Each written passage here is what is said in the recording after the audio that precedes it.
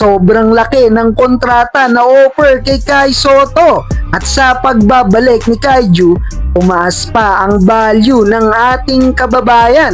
Binisita ni Kai Sotto ang mga teammates sa Gilas, Pilipinas. Nire-recruit na nga rin ba ng PBA?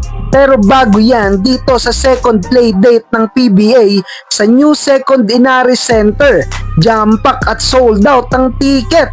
Dumagsa ang manonood at total 8,175 fans ang naitalang tumutok sa bakbakan ng San Miguel Beermen kontra sa Terra Firma Jeep, habang Rain or Shine naman kontra Magnolia Star Hot Shots.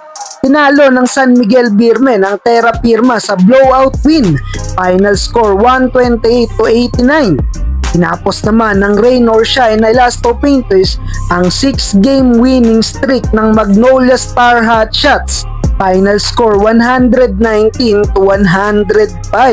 Well, sa sold out ticket ay present ang 7'3" big man ng Gilas, Pilipinas na si Kai Sotto. Binisita rin ni Kai ang kanyang mga Gilas teammate na si CJ Perez at Junmar Pajardo. Nakipagkulitan pa si Kai kay Junmar. At dahil nasa PBA si Kai, nagkaroon ng speculation na nire-recruit si Kai para makapaglaro sa PBA. Nag-viral pa ang litrato na to na naipost sa social media kasama ang veteran head coach ng Rain or Shine na si Coach Yeng Giao. Idadrop na raw nila si Kai, sabi yan ng Elasto Painter head coach.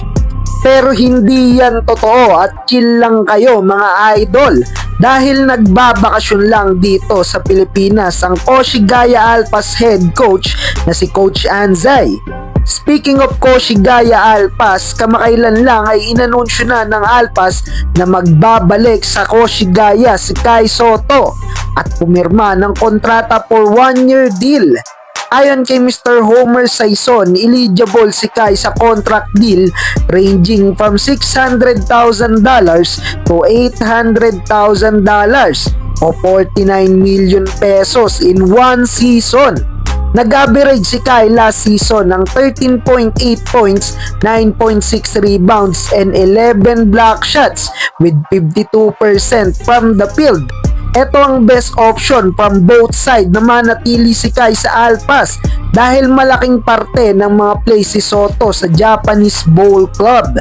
Natapos ang campaign ng Alpas last season with 19-41 win-loss record simula nang magtamo ng injury si Kai Sotto, habang hindi naman gaanong kakailanganin ni Kai na mag-adjust sa sistema ni Coach Anzay.